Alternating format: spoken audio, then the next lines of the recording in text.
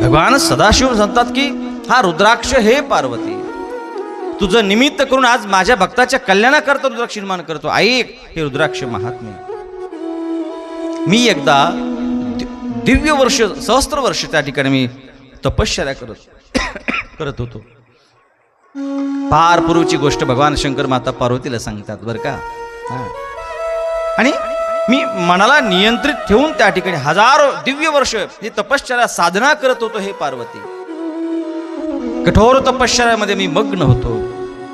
पण काही लीलावश माझ्या डोळ्यातून काही नेत्र, डोळे उघडले गेले आणि त्या नेत्रातून काही बिंदू खाली पडले गेले. कोणाच्या डोळ्यातून? महादेवाच्या. काही बिंदू खाली पडले गेले आणि त्या नेत्रातून काही डोळ्यातील काही थेंब खाली पडल्यानंतर चमत्कार असा झाला देवी की त्या नेत्र बिंदूतून त्या ठिकाणी जमिनीवर पडल्याबरोबर एक वृक्ष निर्माण झाला. एक वृक्ष निर्माण झाला. बघा, रुद्राक्ष अतिप्रिय का आहे? रुद्राक्ष प्रत्यक्ष भगवान महादेवाचा, जो सर्वांचा माता पिता आहे, देवादिदेव महादेव आहे, त्या भगवान शंकराच्या नेत्रात वाटे, त्या अश्रू वाटे, त्या अश्रूतून त्या ठिकाणी हजारो वर्ष तपश्चर्या केली, हजारो वर्ष, आणि त्या तपश्चर्यातून निर्माण झालेला हा रुद्राक्ष आहे. हा रुद्राक्ष आहे. काय दिव्य शक्ती या रुद्राक्षामध्ये. प्रत्यक्ष भगवान शंकराच्या डोळ्यातला अश्रूतून निर्माण व्हावा एवढा अलौकिक, एवढा शक्तिशाली हा रुद्राक्ष माईबाप.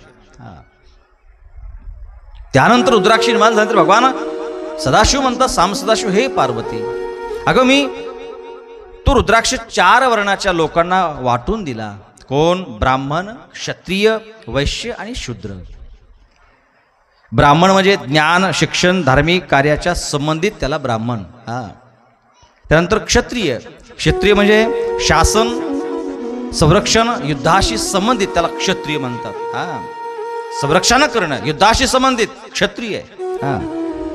वैश्य म्हणजे व्यापार, शेती करणं, आर्थिक कार्याशी जो संबंधित त्याला त्या ठिकाणी वैश्य असं म्हणतात. आणि शूद्र, सेवा, श्रम, लोकांची सेवा करणं, अतिश्रम करणं, त्यांना शूद्र असं म्हटलं गेलंय.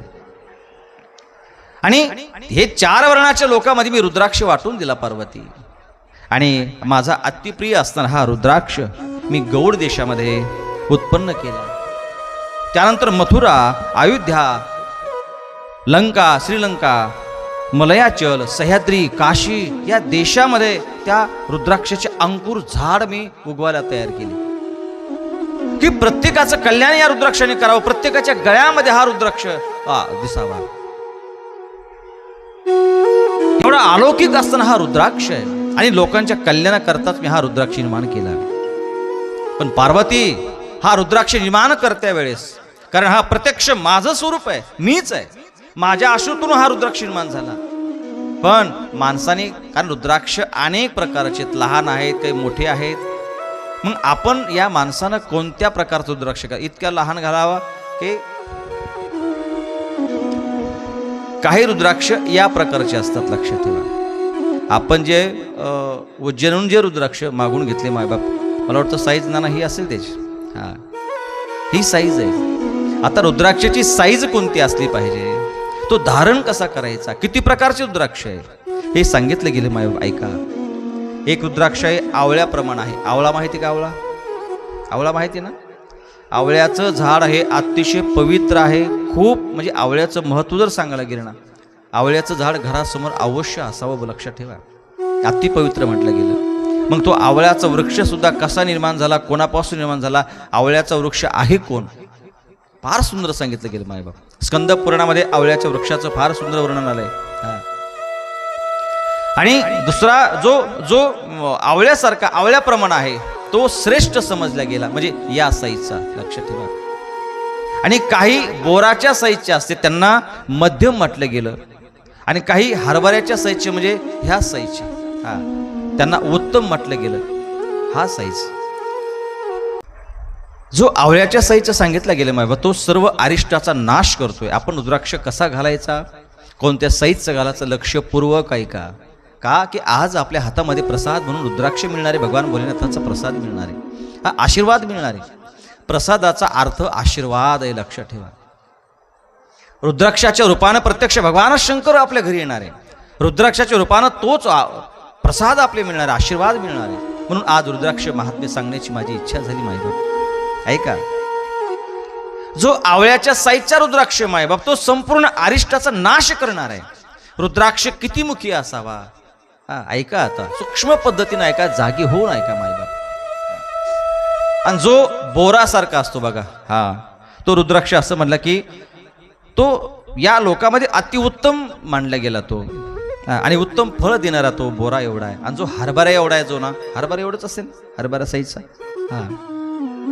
असं सांगितलं गेलं जेवढा छोटा रुद्राक्ष आहे तेवढा जास्त प्रभाविक आहे, जेवढा बारीक आहे. आणि जो हरभऱ्याच्या साईजचा रुद्राक्ष सांगितला गेला तो खूप लहान आहे, पण म्हणतात ना कीर्ती लहान, काय ते मूर्ती लहान पण कीर्ती महान. तसं या रुद्राक्षाच्या बाबतीत आहे. दिसायला खूप लहान आहे, पण शिवमहापुराणामध्ये विद्येश्वर संहितेमध्ये असं सांगितलं गेलं की जेवढा लहान रुद्राक्ष आहे ना तेवढं प्रभाव आणि शक्ती त्याच्यामध्ये जास्त आहे. बघा तुम्ही, जर तुम्ही कोणत्या क्षेत्रावर गेले का, जी मोठी माळ, ही जी अशी माळ असते ना, याची किंमत खूप कमी असते. आणि रुद्राक्ष, बारीक रुद्राक्ष जर घेतला का, याची किंमत खूप जास्त असते. याची किंमत खूप आहे. यामध्ये भगवान शंकरांनी काही वैशिष्ट्य सांगितले ह्या बारीक रुद्राक्षाचे.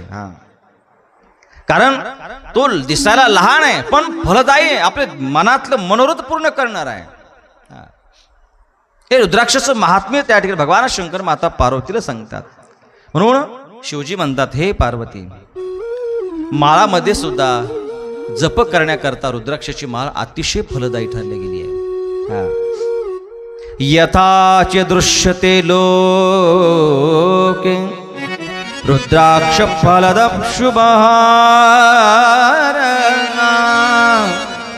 न तथा दृश्यते न्यात मालिका परमेश्वर.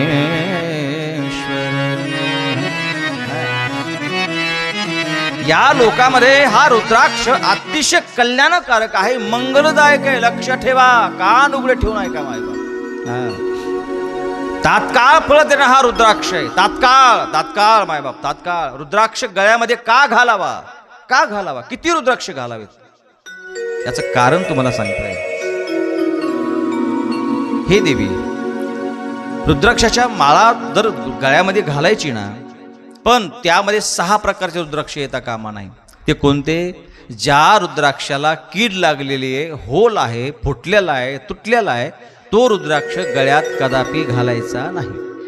1 क्रमांक. दुसरा क्रमांक, ज्याला अशी चीर पडलेली, चीर ज्या रुद्राक्षाला, कधी कधी रुद्राक्षाला पूर्ण असे भंगलेला असतो, चीर पडलेली असते बघा, तर तो रुद्राक्ष सुद्धा कधीच गळ्यात घालायचा नाही. पटकन तात्काळ त्या माळेतून त्याला काढून टाकायचं. 3 क्रमांक, ज्यावर त्या ठिकाणी बारीक दाणे नसतात. हे जे बारीक बारीक जे कण दिसतात, जे दाणे दिसतात तुम्हाला, जे बारीक बारीक, जर एखादा रुद्राक्ष पूर्ण साफ असेल तर तो रुद्राक्ष सुद्धा पटकन माळेतून काढून टाकायचा. रुद्राक्षाला हे बारीक बारीक दाणे फार महत्वाचे आहेत. आणि त्यानंतर मायबाप, तो संपूर्ण जर गोल नसेल, थोडा चपटा असेल, तिरपट असेल, त्याचं होल बरोबर नसेल, तर तो रुद्राक्ष सुद्धा आपल्या माळेतून पटकन काढून टाकायचा. त्यानंतर 5 क्रमांक, जो फुटलेला आहे तो सुद्धा ठेवायचा नाही. आणि 6 क्रमांक, जो वर्णयुक्त आहे आणि त्या रुद्राक्षाला अंगाचं छिद्र आहे, छिद्र रुद्राक्षाला कधी पाडत नसतात. ज्या रुद्राक्षाला अंगाचं छिद्र आहे मायबाप, तो रुद्राक्ष ओरिजिनल आहे. बिनधास्तपणे तो रुद्राक्ष घ्यायचा मायबाप, ज्याला अंगाचं छिद्र आहे. तो अतिशय उत्तम मानला गेला या शिवमहापुराणामध्ये. शिवजी म्हणतात, हे देवी, रुद्राक्ष तर अनेक प्रकारचे आहेत, खूप प्रकारचे. मी काही रुद्राक्षाचा तुला परिचय सांगतो. मी एक रुद्राक्ष निर्माण केला नाही, मी अनेक 14 प्रकारचे रुद्राक्ष निर्माण केले. किती प्रकारचे बोलत चला ना, किती प्रकारचे रुद्राक्ष आहे? 14 प्रकारचे आहेत. हे 14 प्रकारचे रुद्राक्ष मी निर्माण केले. पार्वती, आणि त्या 14 प्रकारच्या रुद्राक्षाची माहिती तुला सांगतो, कोणता रुद्राक्ष फलदायी आहे. आणि भगवान शंकर त्या ठिकाणी 14 प्रकारच्या रुद्राक्षाचं हे महात्म्य सांगायला प्रारंभ करतात. देवी, रुद्राक्ष 14 मुखी सुद्धा आहे. रुद्राक्ष एक मुखापासून तर 14 मुखापर्यंत रुद्राक्ष मी निर्माण केला. पण प्रत्येकाचं फळ जे आहे, पुण्य जी आहे, ती आगळी वेगळी आहे. पहिलं जो आहे एकमुखी रुद्राक्ष, एकमुखी पाहिलं कोणी? पाहिलं असेल ना? फक्त एकमुखी. हे जे आहे ना, ज्या रुद्राक्षाला ज्या रेषा असतात बघा उभ्या, कोणाका रुद्राक्ष आहे ना इथे, ज्याला ज्या उभ्या रेषा असतात ते एकमुख म्हणायचं. ज्या 5 रेषा जर असेल तर 5 मुखी म्हणायचे, 6 असेल तर 6 मुखी. काही रुद्राक्षाला 11 मुख असतात, काहीला 12 असतात. ह्या रेषेवर कळतं रुद्राक्ष किती मुखी आहे. आता आपण जे उज्जैनून जे रुद्राक्ष मागून घेतले हे 5 मुखी रुद्राक्ष आहे, पंचमुखी आहे. सर्वश्रेष्ठ मानला गेला पंचमुखी. रेग्युलर जे सगळेच वापरतात ते पंचमुखी रुद्राक्ष आहे. पंचमुखी रुद्राक्षाचं खूप काही वर्णन आलं मायबाप, आणि तोच रुद्राक्ष आपण उज्जैनून मागून घेतलाय. आणि जो एकमुखी रुद्राक्ष मायबाप, तो साक्षात शिवस्वरूप सांगितलं गेलं. कोणता मुखी? एकमुखी. तस्य दर्शन मात्रेन ब्रह्महत्या विपोहती. हे पार्वती, त्या एकमुखी रुद्राक्षाचं नुसतं दर्शनही घेतलं ना तर त्या ठिकाणी तत्क्षणात ब्रह्महत्यासारखं पाप त्या व्यक्तीचं दूर होतं मायबाप. मी काय सांगत होतो? एकमुखी रुद्राक्ष की ब्रह्महत्यासारखं पाप सुद्धा तो रुद्राक्ष नष्ट करतोय मायबाप, ब्रह्महत्यासारखं पाप. आणि एकमुखी रुद्राक्ष असा आहे की त्या ठिकाणी जर हृदयरोग असेल, आपलं डोकं दुखत असेल, चक्कर येणं, याला तो अतिशय फलदायी ठरतो एकमुखी रुद्राक्ष गळ्यात असेल तर. त्यानंतर हे पार्वती 2 मुखी सुद्धा रुद्राक्ष मी निर्माण केला आहे. आणि 2 मुखी जो रुद्राक्ष आहे तो देवेश्वर आहे. गो हत्यासारखं जर कदाचित पाप झालं असेल आणि त्या रुद्राक्षाचा स्वीकार केला असेल तर गो हत्यासारखं पाप सुद्धा तो रुद्राक्ष नष्ट केल्याशिवाय राहत नाही. किती मुखी? लक्षात ठेवा, किती मुखी? 2 मुखी. आणि तो 2 मुखी रुद्राक्ष असा की ज्यांना अस्थमा आहे, दम्मा आहे, काहींना डोळ्याचा रोग आहे, तर तो 2 मुखी रुद्राक्ष त्याला ती मदत करतो मायबाप. आणि त्यानंतर जो 3 मुखी रुद्राक्ष आहे तो माणसाला विद्या प्राप्त करून देतोय. 3 मुखी रुद्राक्ष. आणि 3 मुखी रुद्राक्ष जर आपल्या गळ्यामध्ये असेल, स्नानानं जर ते पाणी अंगावर पडत असेल तर असं सांगितलं गेलं की रक्तविकार, कमजोरी, मासिक धर्म, त्याला तो खूप असं काही मदत करतो 3 मुखी रुद्राक्ष. 4 मुखी रुद्राक्ष ते ब्रह्माचं स्वरूप आहे आणि त्या ठिकाणी धर्म, अर्थ, काम, मोक्ष 4 पुरुषाची प्राप्ती करून देणारा हा 4 मुखी रुद्राक्ष आहे. तो सुद्धा त्या ठिकाणी सतत दुखत असणे, नाकाचे जे आजार असतात, हाडाचे आजार असतात, त्याला तो त्या ठिकाणी 4 मुखी रुद्राक्ष मदत करतोय. आणि जे आपण आज रुद्राक्ष घेऊन आलो, ज्याची आज आपण पूजा केली, ते 5 मुखी जो पंचमुखी रुद्राक्ष आहे तो साक्षात काल निग्रह त्या ठिकाणी म्हटलं गेलं. काल निग्रह, समस्त पापातून दूर करणारा हा, अकाल मृत्यू दूर करणारा हा त्या ठिकाणी पंचमुखी असणारा रुद्राक्ष आहे की जे की तो आपल्याला कथा झाल्यानंतर मिळणार आहे. आणि आज जो रुद्राक्ष आपल्याला मिळणार आहे मायबाप, त्यांना ब्लड प्रेशर, मधुमेह, नाक, कान, गुडघे ज्यांचे खूप दुखत असेल मायबाप, तर त्या ठिकाणी त्याला खूप मदत करतोय. पण रुद्राक्ष 5 मुखी धारण करत्या वेळेस मी सगळ्या रुद्राक्षाचे मंत्र नाही आणले, लक्षात ठेवा. कारण आपल्याला सगळे रुद्राक्ष मिळेल याचा भरोसा नाही. आपल्याला पंचमुखी रुद्राक्ष आज मिळणार आहे, पण तो रुद्राक्ष अंदाजी घालायचा नाहीये. त्याचं काय महापातक आहे, काय शिक्षा आहे ते सुद्धा सांगेल. तर 5 मुखी रुद्राक्ष घालत्या वेळेस शिवमहापुराणामध्ये विद्येश्वर संहितामध्ये एक मंत्र दिला की तो रुद्राक्ष हा मंत्र म्हणायचा नंतरच घालायचा. तर तो मंत्र असं सांगितला आहे की ओम हि नमः, बस. ओम ह्री नमः, ओम ह्री नमः, ओम ह्री नमः. हे ज्यावेळेस आपण हे म्हणत राहायचं 11 वेळेस म्हणा, 107 वेळेस म्हणा, रुद्राक्ष हातामध्ये घ्या आणि ओम ह्री नमः, ओम ह्री नमः, ओम ह्री नमः, हा ओम ह्री नमः, ओम ह्री नमः. प्रत्येक रुद्राक्षाचे 14 मंत्र हे वेदातले 14 मंत्र सांगितले गेले. त्या रुद्राक्षाचा प्रभाव जर आपल्यावर व्हावा असं वाटत असेल, सगळे रोग जावं असं वाटत असेल, तर त्या मंत्राचा प्रयोग करणं अत्यंत महत्वाचे. म्हणून ओम ह्री नमः, ओम ह्री नमः, ओम ह्री नमः हे पाठ करून ठेवायचं आणि नंतरच स्मरण करून मंत्र म्हणूनच तो रुद्राक्ष गळ्यामध्ये घालायचा.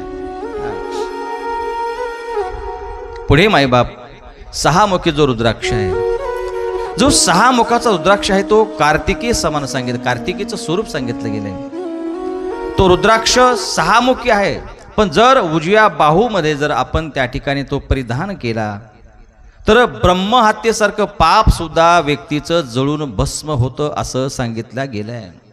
आणि यामध्ये संशय नका घेऊ. महाराजजी जे सांगतात हे खरं असेल का?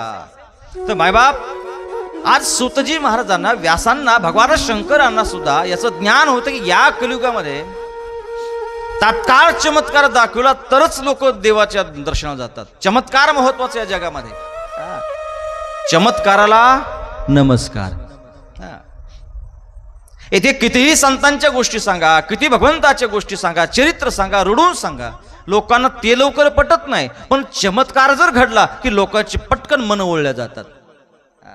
आज जर एखादा महाराज कितीही ओरडून आणि सत्यता प्रगट करत असेल ना, त्याची कथा नाही आवडत, पण थोडाफार त्यानं जादू टोना करून जर पाहिला, भविष्य मला कळतंय, भविष्य कळतंय ना, त्यांच्या कथेला पुन्हा जागा पुरत नाही बसायला.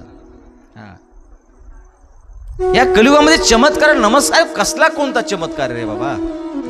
आपण या कर्मभूमीमध्ये आलो ना, हाच लय मोठा चमत्कार झालाय. ज्या कामासाठी आलो ते काम करणं सोडून दिलं, दुसरेच काम करतोय, हाच लय मोठा चमत्कार झाला. जे कर्म भोगण्याकरता आलो ते कर्म सोडून दिलं, जे भगवंतानं आपल्या पाठीमागं जे कर्तव्य सांगितलं ते कर्तव्य विसरून गेलोय आपण आणि भलतं दुसरंच काहीतरी करत बसलोय आपण आणि दुःख भोगत बसलोय. हा लय मोठा चमत्कार आहे मायबाप. आलोय कशा करता, कुठं आलो आपण, कशा करता आलो, जायचं कुठं, कुठून आलोय याचा कोणी विचार केला? आलो कुठून माहिती नाही, कुठं आलो याची माहिती नाही, कशा करता आलो हे माहिती नाही, आणि जायचं कुठं हे माहिती. आलोय ना बस, फार धन कमवायचं, लग्न करायची, लेकर बाळ, बंगला बांधायचा, गाड्या घोड्या, संपलं जीवन. एवढं जीवन आहे? एवढं जीवन आहे? नाही माहिती, एवढं जीवन नाही रे. हे बघा, हे कथेच्या माध्यमातून, शिवमहापुराणाच्या माध्यमातून आपला हेतू, आपलं कर्तव्य, येण्याचा हेतू हे कथेच्या माध्यमातून कळत असतं. का बसावर येते, कशा करता बसावं? आपण आहोत कोणी, आपल्याला आपला परिचय तरी व्हायला पाहिजे ना. आता मी जर समजा दादाला विचारलं तुमचं नाव काय, त्यांनी सांगते ना माझं नाव बबनराव, पण नाही, हे नाव शरीराचं आहे मायबाप. या जगामध्ये शरीररूपी ओळख नसावी, ती ओळख नाही आहे. आत्मतत्वाची ओळख ही अत्यंत महत्वाची आहे. शरीराचे हे नाव शरीराचं आहे मायबाप, पण जगामध्ये तुकोबराय सुद्धा म्हणतात मला आत्मतत्वाची ओळख पाहिजे. माझा तो मला परिचय पाहिजे. हे शरीराचा परिचय नकोय मला. हे शरीर माझं नाही आहे, हे माझं नाहीच आहे.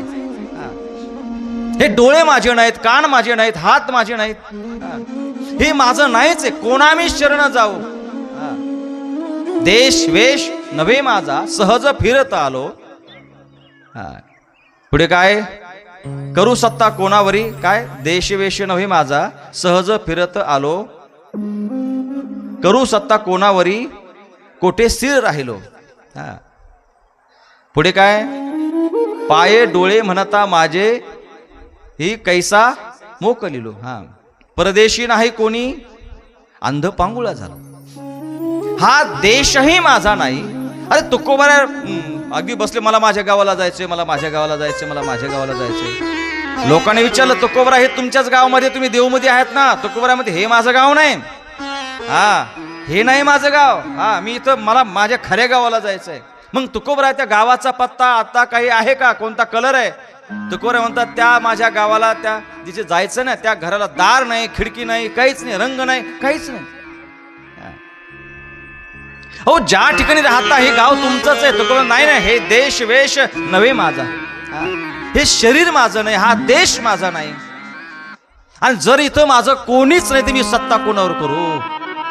तुकोबरा, अहो तुमचे हात पाय कान नाक डोळे तुमचेच आहे ना. तुकोबर म्हणतात नाही नाही, कशाचे माझे आहेत, हे माझं ऐकत नाही. डोळ्याला म्हणावं की तू हे नको पाहू, ते पाहिल्याशिवाय राहत नाही. कानाला म्हणावं अरे हे ऐकू नको, लोकचिंता ऐकू नको, ते ऐकल्याशिवाय राहत नाही. ज्या हाताला सांगितलं अरे पुण्यकर्म कर, ते दुसरंच करून बसतात. हे अवयवच माझं ऐकत नाही, हे माझं कसले. इथे माझं कोणीच नाहीये. नाही नाही नाही, इथं नाही मला कोणी. निरंजनी आम्ही, काय निरंजनी आम्ही बांधिले घर. ते निरंजन ते घर आमचं आहे. त्याला दार नाही, त्याला खिडक्या नाही. त्या तिथे आम्हाला जायचं. मायबाप इथं आपलं काहीच नाही. तुकोबरा म्हणतात ही शरीराची ओळख आहे, पण मला ओळख पाहिजे ती आत्मतत्वाची ओळख पाहिजे. ती ओळख फार महत्वाची आहे. आणि ती ओळख पटवून घेण्याकरता घरामध्ये नाही ओळख होत रे. त्याला शास्त्र, त्याला पुराण, त्याला सत्संग श्रवण करणं अत्यंत महत्वाचं आहे. एकदा जोरात बोला हर हर हर हर हर हर. आपल्याला आपलं कर्तव्य महत्वाचं आहे. त्यानंतर मायबाप यामध्ये संशय घेऊ नका, संशय नको आहे. कारण भोलेनाथाला माहिती होतं या युगातल्या लोकांना चमत्कार महत्वाचा आहे. म्हणून भोलेनाथ म्हणतात की संशय घेऊ नका, मी जे सांगतोय ना हे खरं आहे, हे सत्य आहे. जो जो प्रभाव भोलेनाथाने सांगितलाय, रुद्राक्षाचा एक एक रुद्राक्ष महात्म्य सांगतात ना, हे जगताच्या मायबापाच्या मुखातून निर्माण झाले शब्द, हे वाक्य आहे. ऐका रे मायबाप, विश्वास ठेवा. आणि भोलेनाथांचा आता एक शब्द आला, यामध्ये संशय धरू नका रे माझ्या मायबाप, माझ्या लेकरांनो संशय नका धरू. पुढे सांगतात 7 मुखी जो रुद्राक्ष आहे, तो 7 मुखाचा जो रुद्राक्ष आहे मायबाप, त्याला आनंग असं म्हटलं गेलंय. आनंग नावानं तो 7 मुखी रुद्राक्ष प्रसिद्ध आहे. जो 7 मुखी रुद्राक्ष म्हणजे तो अतिशय धारण जर केला ना, एखाद्या व्यक्तीला जर सापडला 7 मुखी रुद्राक्ष, तर त्या ठिकाणी त्याच्या आयुष्यामध्ये दरिद्रता राहत नाही मायबाप. आयुष्यभर ऐश्वर्य संपन्न तो व्यक्ती राहतोय असं सांगितलंय. किती गरीब असेल, किती दरिद्रता असेल, जीवनामध्ये कशाही प्रकारची दरिद्रता राहत नाहीये तो 7 मुखी रुद्राक्ष धारण केल्यानंतर. असं सांगितलेलं ऐश्वर्य संपन्न तो व्यक्ती होतो मायबाप. एवढा अलौकिक महान असणारा 7 मुखी रुद्राक्ष आहे. त्यानंतर 8 मुखी रुद्राक्ष, तो अष्टमूर्ती भैरवनाथ आहे असं सांगितलं गेलंय. जे 8 मुख आहे त्या रुद्राक्षाला ही अष्टमूर्ती आहे भोलेनाथांची. 8 मुख आहे भोलेनाथांची त्या रुद्राक्षाला, 8 मुखी रुद्राक्षाला. अष्टमूर्तीचं प्रतीक सांगितलं हे 8 मुखी रुद्राक्ष. मृत्यूच्या पश्चात शूलधीर होऊन शंकर होतो मायबाप. प्रत्यक्ष भगवानच शंकर होतो तो 8 मुखीचा रुद्राक्ष त्यांना घातला तर. हे रुद्राक्षाचं सुंदर महात्म्य भगवान शंकर सांगतात. एक 9 मुखी रुद्राक्ष आहे. 9 रुद्राक्ष जो आहे तो भैरवनाथ आणि कपिल मुनीचं प्रतीक आहे. एवढा अलौकिक असताना हा रुद्राक्ष आहे. आणि असं सांगितलं गेलं की त्या ठिकाणी या रुद्राक्षामध्ये 9 रूप धारण भगवान भोलेनाथानं केले. माहेश्वरी दुर्गा म्हटलं गेलं या रुद्राक्षाला, 9 मुखी रुद्राक्षाला. माहेश्वरी आहे, दुर्गा आहे, कालिका आहे. आणि या रुद्राक्षाची अधिष्ठाती जी देवी मायबाप ती माहेश्वरी दुर्गा आहे. आणि त्या ठिकाणी 10 मुखी जो रुद्राक्ष आहे, 10 मुखी रुद्राक्ष साक्षात भगवान विष्णूचं स्वरूप सांगितलं गेलंय. 10 मुखी रुद्राक्ष त्यानंच जीवनातल्या संपूर्ण कामना पूर्ण होतात असं सांगितलं गेलंय शिवमहापुराणामध्ये, विद्याश्वर संहितामध्ये. आणि जो 11 मुखी रुद्राक्ष ना मायबाप, की 11 मुखी रुद्राक्ष हा रुद्र स्वरूप सांगितला गेलाय. परिणाम त्यामध्ये मनुष्याला सर्वत्र विजय प्राप्त होतो 11 मुखी रुद्राक्ष. आणि 12 मुखी रुद्राक्ष जो आहे तो केसामध्ये धारण करायचा, केसामध्ये म्हणजे आपल्या सिंडला वगैरे बांधायचा. डोक्यावर मस्तकावर 12 आदित्य विराजमान त्या व्यक्तीच्या डोक्यावर होतात. जो 12 मुखी रुद्राक्ष आहे. आणि जो 13 मुखी रुद्राक्ष मायबाप तो विश्वदेवाचं स्वरूप सांगितलं गेलं. 13 मुखी रुद्राक्ष तो जर धारण केला ना, त्याचा परिणाम फार सुंदर सांगितला. संपूर्ण अभिष्ट प्राप्त करून तो 13 मुखी रुद्राक्ष आपल्याला देतोय. सौभाग्य मंगल करणारा तो त्या ठिकाणी 13 मुखी रुद्राक्ष आहे. आणि 14 मुखी शेवटचा रुद्राक्ष असा आहे की तो परम विश्वरूप सांगितलं गेला. 14 मुखी रुद्राक्ष मस्तकावर धारण जर केला ना, संपूर्ण त्या ठिकाणी पाप त्या व्यक्तीचं भस्म झाल्याशिवाय राहत नाही. हे देवी 14 मुखी रुद्राक्ष अत्यंत बलवान आहे, अत्यंत. आणि प्रत्येक रुद्राक्षाचा मंत्र मात्र आगळे वेगळे आहे ते. आणि पुढे भगवान शंकर म्हणतात, जो व्यक्ती अभिमंत्रित न करता कोणी रुद्राक्ष दिला लगेच गळ्यात घालतो, ना मंत्र म्हणायचा ना काय त्या बाबांनी दिला मी घातला. कोणीही रुद्राक्ष दिला तर अंदाजी घालू नका. कोणी कोणती वस्तू द्यायची श्रद्धेने तुम्ही घेताय, लगेच गळ्यामध्ये टाकताय. पण नाही, शिव महापुराणामध्ये असं सांगितलं गेलं की कोणी जर रुद्राक्ष देणं अंदाजे तुम्ही कोणताही मंत्र ना श्रद्धा जर गळ्यात घालत असाल तर असं सांगितलं गेलं मायबाप की अभिमंत्रित न करता जर तो त्यांनी गळ्यात जर घातला तर ऐका श्लोक क्रमांक 83 विद्येश्वर संहिता. विना मंत्रे योधते रुद्राक्ष मुहे मानवा सयाति नरकं घोरं यावदिन्द्राक्ष तुदरे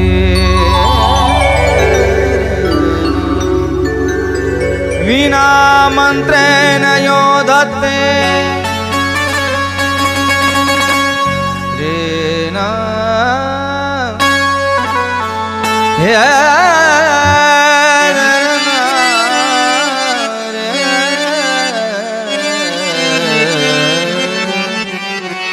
विना मंत्रेण योधते रुद्राक्ष मुहिमानवा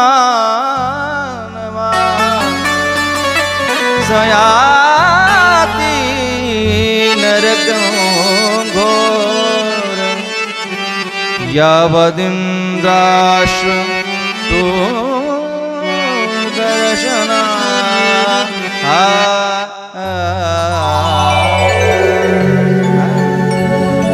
मायबाप भोलेनाथ जगाचा मायबाप महादेव म्हणतो कोणीही रुद्राक्ष दिला लगेच गळ्यात घालणं असं अज्ञान, पण एवढं अज्ञानी होऊ नका. कोणत्याही गोष्टीचं एवढं अज्ञानपण कधी लोकांना दाखवायचं नसतं. कोणीही रुद्राक्ष दिला तरी भगवान शंकर म्हणतात जर मंत्र न म्हणता जर रुद्राक्ष गळ्यात घातला तर असं सांगितलं गेलं की स याती नरकम घोर, की त्या व्यक्तीला घोर नरकाची प्राप्ती होते. ऐकताना सगळे ऐकताय ना? जर रुद्राक्ष मंत्र न म्हणता विना मंत्र गळ्यात जर घातला मायबाप तर असं सांगितलं गेलं की स याती नरकम घोर, की त्या व्यक्तीला महान घोर नरक प्राप्त होतो असं सांगितलं गेलंय.